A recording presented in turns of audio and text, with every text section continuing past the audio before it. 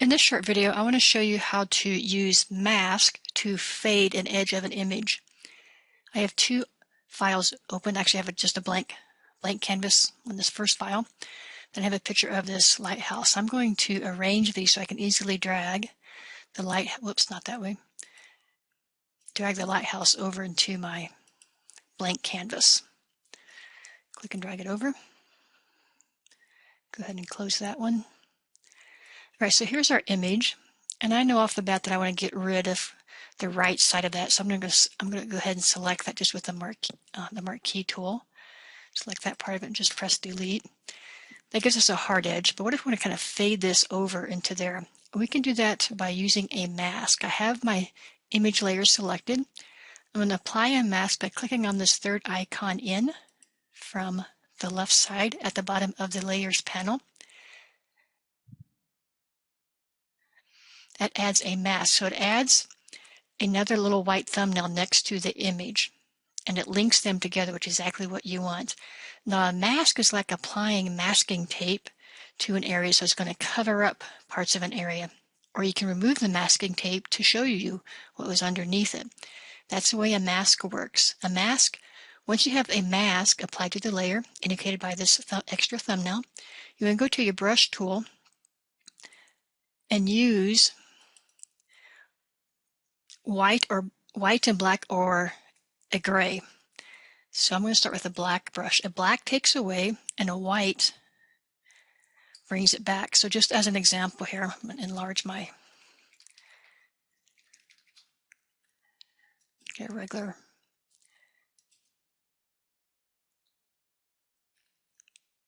brush here. Okay, so here's my brush. I'll make it a little bit bigger. Remember, I'm painting with a black color. So before I do the faded edge, I just want to show you how this works. So as I brush, it removes that area.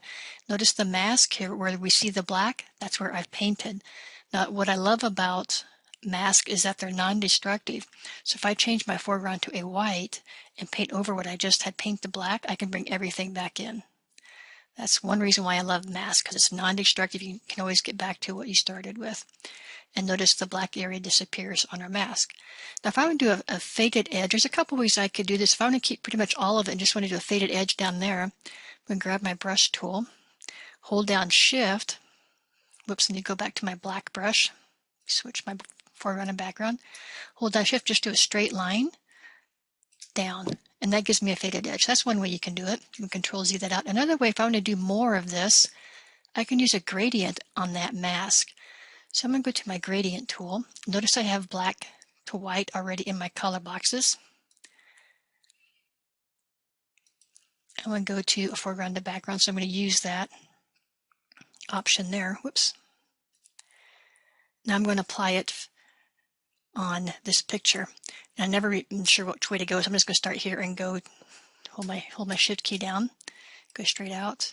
That does it the other way. I'm going to Control Z that back, so I want to start over here, hold down Shift and go in to as far as I want to fade it in.